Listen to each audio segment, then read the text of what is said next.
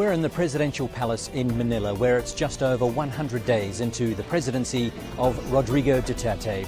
In an exclusive first interview since he was sworn in, we talked to him about his controversial war on drugs and foreign policy, including deteriorating relations with the United States and potentially warming relations with China. The President of the Republic of the Philippines, Rodrigo Duterte, talks to Al Jazeera. Mr. President, thank you for talking to Al Jazeera. It's been a tumultuous start of a presidency for you, full of controversy, particularly about the war on drugs. But first, let's start with your background. You were raised in a politically inclined family. Your father was a governor. Your mother was a freedom fighter during the reign of former President Ferdinand Marcos. How has that affected your outlook? Profoundly, I would say. I grew up in an environment of politics, and as politicians, we tend to you go by the issues of the day, the big ones that would affect the conditions, economy and all, especially the political issues. And my father was governor for 10 years almost. But when he died, I was then a prosecutor. And when the revolution came, my mother was one of the stalwarts of the opposition against Marcos. You also had some difficult times when you were younger as a child. You have revealed that you were sexually abused by a priest. Has that shaped your beliefs? Has that helped to shape who you are now? Yes. To a large extent, actually. It's what you get along the way that shapes your character, especially. And even at that time, even your politics and how you look at the world and how you should assess them by the standards that you have used in school and in growing up, the things that you pick up along the way, said, sorts of a blend into a collation that blends into something which is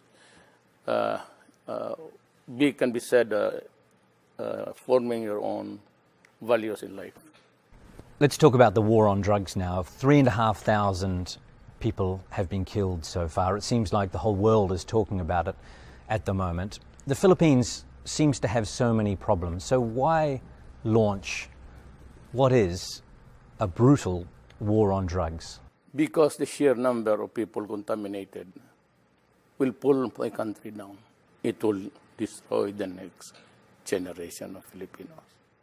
You know, these lives lost, some of them were lost during legitimate encounters with the police. But the fact is, at the moment, we have 3,500 people killed. And you yourself alluded to just then that perhaps some of them weren't legitimate targets. You know, there is no crime at all when you threaten criminals with death. In my country, at least, there is no law which says I cannot threaten criminals. And that was the favorite, well, of course, the cliche that they used. It became a cliche over time. And when I was president, I said, we have 3 million, according to PDEA, 3 million drug addicts, not counting mine, because it's still going on. So I said, if we do not interdict this problem, the next generation will be having a serious problem. And I announced that, again, same. You destroy my country, I'll kill you.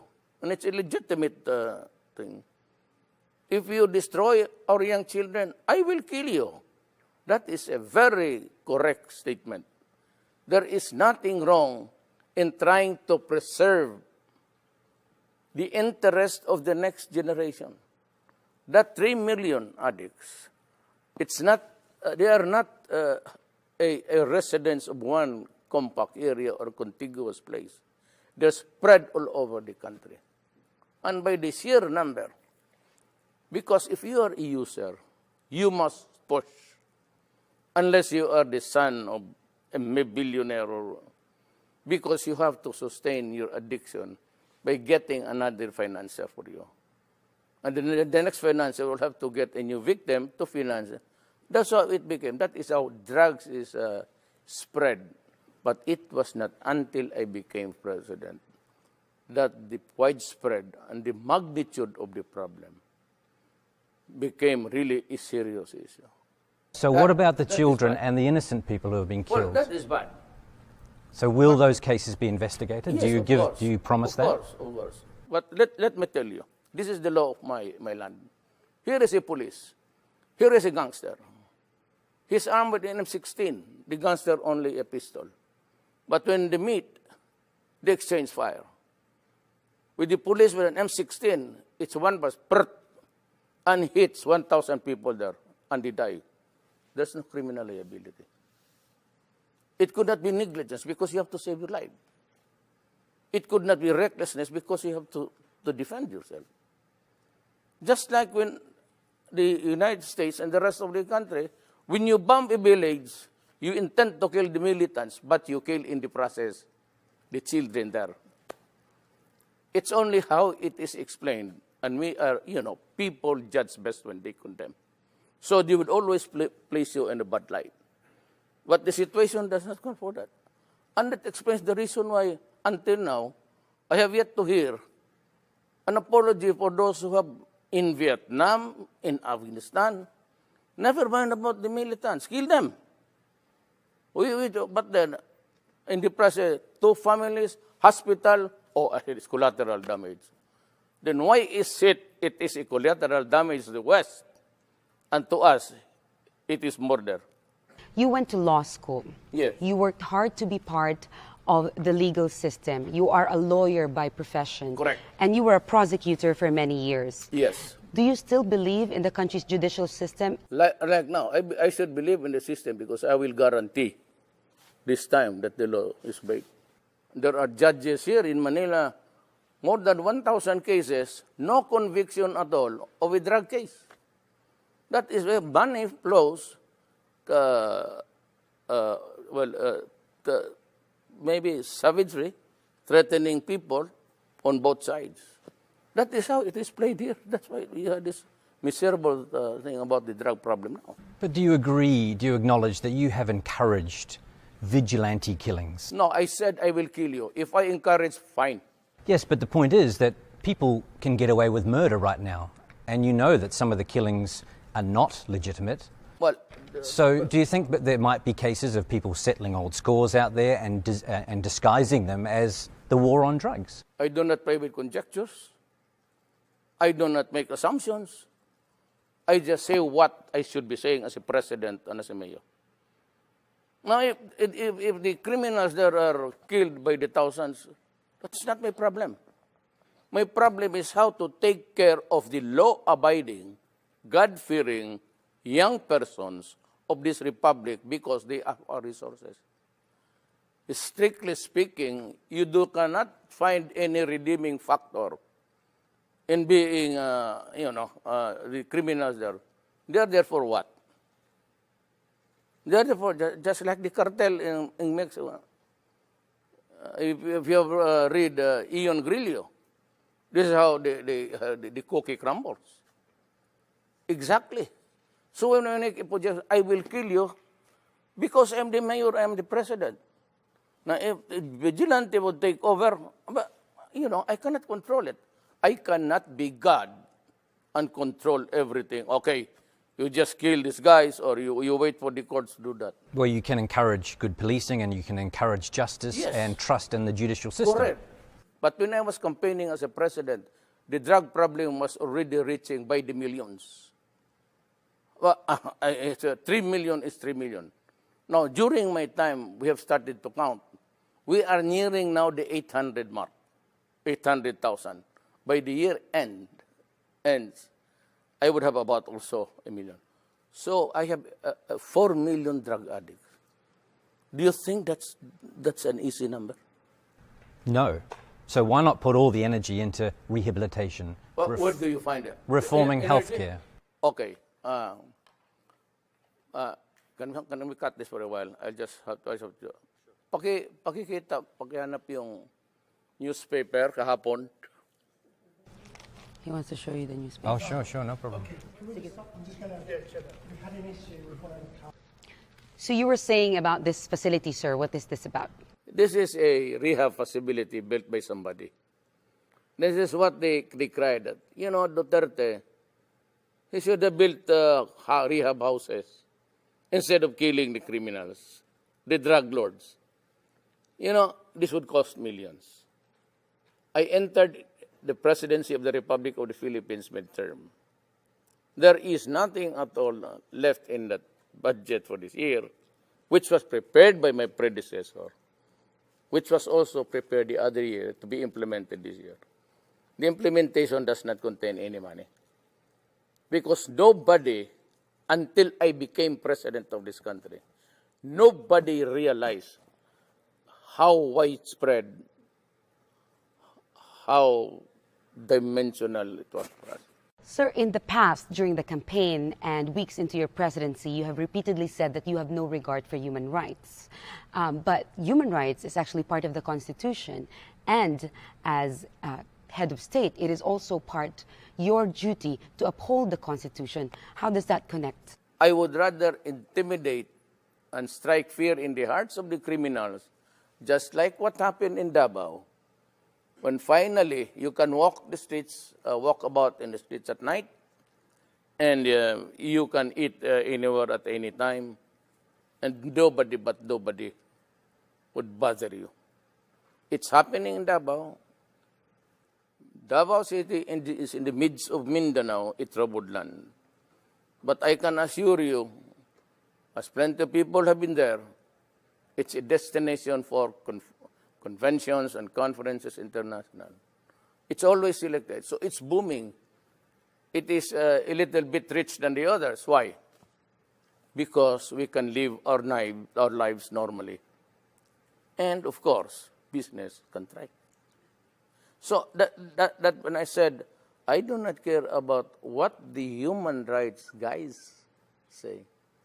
I have a duty to preserve the generation.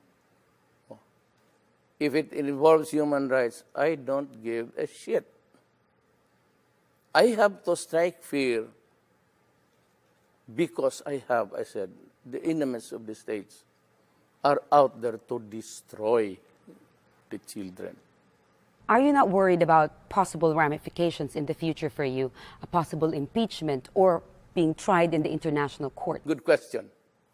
Before you can begin, you must determine that I have committed a crime in my country, that I have committed mass murders in my country, and then charge me there.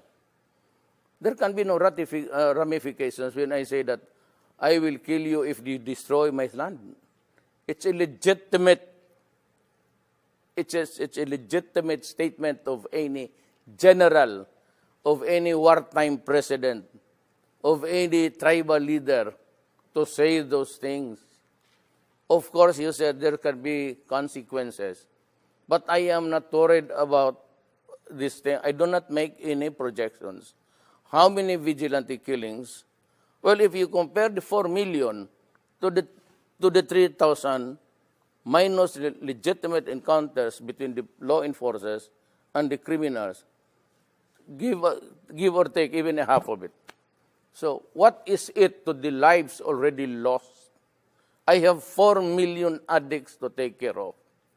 And I have been criticized and would say, well, why don't just, Duterte build rehab centers and just place them there?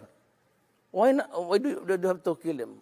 Look, I am a midterm president in the sense that I entered this year the presidency, only this year. The budget for this year was prepared by my predecessor, So Aquino.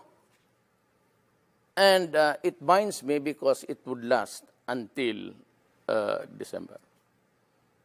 Nowhere in this budget provides enough money to build even 2 buildings of rehab structures. It's all what is left of my government now after the election It's just enough for the MOE, maintenance and all. So you're saying, sir, No capital outlays. the budget of President Aquino for this year, the last 6 months, does not include any rehabilitation? Because the problem was there, but there was nobody minding the store. I was the only mayor brave enough to say those things. So my city, got the benefits of a peaceful place where you can live, where you can eat, work safely. But the others, we did not know. But they allowed so many administrations to flourish. And it was not until I became president that we realized that there were already, according to at the time to General Santiago of the PDEA, Philippine Drug Enforcement Agency, that there are already 3 million addicts. So never mind my counting, because I'm still counting up to the end of the year. Are you in favor of medicinal marijuana? Yes, but that is a very long process. It has to be something like being officially certified by the Food and Drugs of the Philippines, and it must have this qualifying, activity where it's being used to find out if it's really medicinal or if it can do something good for the body. But you'd consider it? You'd consider it, the legalization of it, for example? I'm not the authority for that. It's the Food and Drug Administration which says that it's good. Okay. If it is certified by the government that it's good, fine, no problem. I don't think anyone could deny, doesn't matter how controversial it is, that you've delivered on your election campaign promise to crack down on drugs. Yes.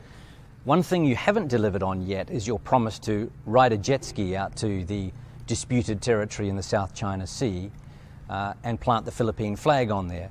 Now, many people, many voters, I assume, took that as a sign that you were going to be tough on China in that disputed territory in the South China Sea or the West Philippine Sea, but you haven't been. Why? Do you really think that I would go there riding? I don't even own a jet. No, I don't. But people perceived that as a sign that you were going to get tough with China. It was a hyperbole. Literally, you cannot expect to ride. I don't even know how to swim. And if it overturns, then you lose a president along the way. So why did you say that then? What were you referring to? Hyperbole. To stress a point that we will not give up anything there. But your statements recently tend to indicate that you are willing to give up some territory there. No, it doesn't. Nobody's going to give up the judgment that it's in our favor. I cannot give it up. Nobody can give it up. Nobody in the Constitution allows anybody to give it up. Even the president cannot give it up. Those are our entitlements. This is an island. Every country in this world is given its own fish pond. That's your fish pond where you get the fish, the shells, and everything. You cannot give it up. You can only negotiate to prevent war. Remember that okay, I'll push your logic to this logical conclusion. We have this judgment, right? Two things. I can go into a rage because it's being occupied, but remember, it is not a sovereignty that is there. It's the entitlement attached to it is the sovereignty. Okay? The other is to go into a rage and fight, and the other is to talk. What do you think will happen to my country if I choose to go to war? I fight alone? Or I would call upon the other countries to help me? Who? Who would die for my country except us? So we can only talk. And that's why they invited me for talks. I will go. But I will go with this paper.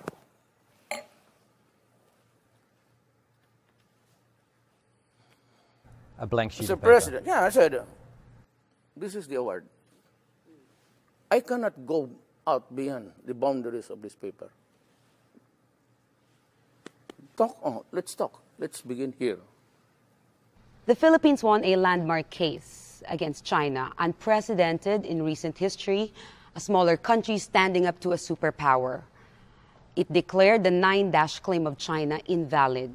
Now, you're going to China, and you've mentioned previously, you said that you will not insist on the position of the Philippines on the Scarborough Shoal. Now, your critics are questioning why it seems you're going to China and negotiating from a position of weakness rather than of strength. It would be arrogant to me to go there and say, I'm going there to fight for this and that.